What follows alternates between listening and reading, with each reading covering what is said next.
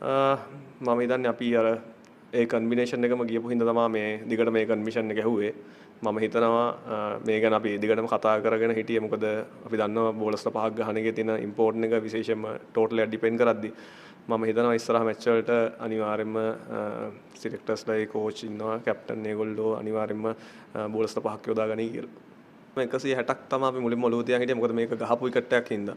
නමුත් බැට් කරද්දි තේරුණා මේක 180ක් වගේ අපිට පෝස්ට් කරන්න පුළුවන් කියලා. නමුත් අර ඒගොල්ලන්ගේ හොඳ පන්දු යාර්ඩ් දෙකක් විතර ගියා. ඒක මට ෆිස්ගේ ඕවරේ 19 වෙනි ඕවරෙත් බවුන්ඩරියක් ගහගන්න බැරුව ගියා. මම හිතන්නේ ඒ අන්තිම ඕවර් දෙක ඒගොල්ලෝ හොඳට පන්දු යවපු හින්දා තමයි මේ 168යි නේ. 8ට සීමා වුණේ. මම හිතනවා බවුන්ඩරි දෙකක වෙනස තිබ්බේ. ඒ දෙකට වනිදු අසරංග ලයින් එකේදී දැවි ගියා. ඉතින් මම හිතනවා එතන බවුන්ඩරි දෙකක් ආව නම් අපිට ඕන ඉලක්කය සපුරා ගන්න තිබ්බා. නමුත් 168ත් ඩිපෙන්ඩ් කරන්න තිබ්බා කියලා මම හිතනවා. ඇත්තටම කොන්ෆිඩන්ස් එක දීලා තිබ්බේ මට උඩින් බැට් කරනවා කියලා. ඉතින් ඩැමේජ් එක උඩ ඉඳන් පල්ලෙහාට කරන්න පුළුවන් නම් ඒකෙන් ලොකු ඉම්පැක්ට් එකක් කරන්න පුළුවන්.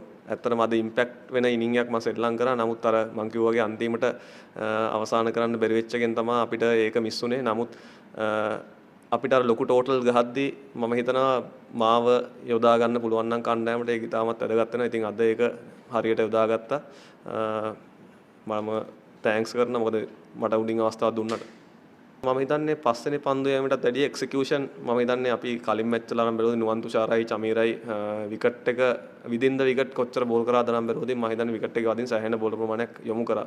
මේකේ මම දන්නේ මේ දෙන්නටම ඒ ඉලක්කයට යන්න බැරුව ගියා. ඉතින් මම හැම වෙලේම හිතන දෙයක් තමයි නව පන්දුවේ විකට් දෙකක් කරන් දෙන්න පුළුවන් නම් ඒක ගොඩාක් ලොකු ඇඩ්වාන්ටේජ් එකක් අපේ ස්පිනර්ස්ලට. ඉතින් ඒක කරගන්න බැරුව ගියා. විශේෂයෙන් සයිප් හොඳ ඉනින්ග් එකක් ක්‍රීඩා කරා. ඉතින් එහෙම වෙන්න පුළුවන්. ඉතින් මම හිතනවා අපේ පොඩි මිස්ටේක් වලින් තමයි ඒක මේ මගේ හැරුණේ කියලා. ඇත්තටම අපි ආරම්භයේදී හොඳ තරගයක් ක්‍රීඩා කරේ. ඉතින් අපිට පාකිස්තානය ඉන්දියාවේ තියෙනවා. අපිට හොඳ රන් රේට් එකක් එක්ක ඒ තරඟ දෙක ජයග්‍රහණය කරන්න පුළුවන් නම් අපිට අවසාන තරඟයට ගෙන්න පුළුවන්. ඉතින් අපි හැම වෙලේම පොසිටිව් පැත්තේ තමයි ඉන්නේ කිව්වත් වගේ. ඉතින් මම කියන්නේ හැම වෙලේම අපේ ඉන්න කණ්ඩායමත් එක්ක එක්ස්පීරියන්ස් එකත් එක්ක පසුබට වෙන්න හොඳ නෑ මේ පරාජයෙන්. මොකද අපිට ඕන්ලාගේ බවුන්ස් බෑක් වෙලා හොඳ තරඟ දෙකක් ක්‍රීඩා කරලා ෆයිනල් එකට එන්න පුළුවන්. ඒකයි වැදගත් වෙන්නේ. Last two questions. බසුන් 6 වෙනි විකට් එක මේ සයිඩ් විකට් එක ගිය වෙලාවේ අපි 6 බෝලර් විදිහට කමිදුව ගෙනාවා. ඒ වෙලාවේදී මොකක්ද අපේ ප්ලෑන් එක උනේ සහ මේ පිච් එක කලින්ට වඩා මේ තරගාවලිය පටන් ගන්නවට වඩා පිච් එකේ තියෙන වෙනස මොකක්ද? පිච් එකේ තියෙන වෙනස මම දැක්කේ ඇත්තටම මේකේ තරඟ මම දෙවෙනි තරඟේ ක්‍රීඩා කරේනේ.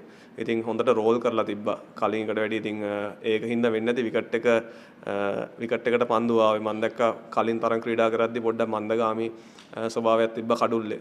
කමිදු මෙන්ඩස් කියන්නේ ඇත්තටම IPL වලත් පන්දු යවපු ක්‍රීඩකෙක්. ඇත්තටම ඔහුගේ අත් දෙකෙන් පන්දු යවන එක ඉතාමත් වැදගත් වෙනවා ඕනම තරඟාවලියක. ඉතින් ඕක කමිදු මෙන්ඩිස් අද විකට් දෙකක් ගත්තා නම් නෙගටිව් පැත්තට යන්නේ නැහැ. ඉතින් හැම වෙලේම chance එකක් තියෙනවා. නමුත් අපි හැම වෙලේම බලන්න ඉන්න ප්ලේයර්ස්ලාගෙන් මැක්සිමම් යූස් එක ගන්න කණ්ඩායමක් විදියට කැප්ටන්ලා විදියට චරිත මම හිතන්නේ ඒක ඒ වෙලේ කරපු වැරද්දක් කියලා. නමුත් අර එක්සිකියුෂන් එක තමයි බලන්න ඕනේ කොහෙටද පන්දු යවන එක. ඉතින් එයාද එක්ස්පීරියන්ස් ඉනප් හොඳට පන්දු යවන්න දෙන ඕනම අවස්ථාවක මම හිතන්නේ ඒක වැරදි දෙයක් නෙමෙයි කියලා.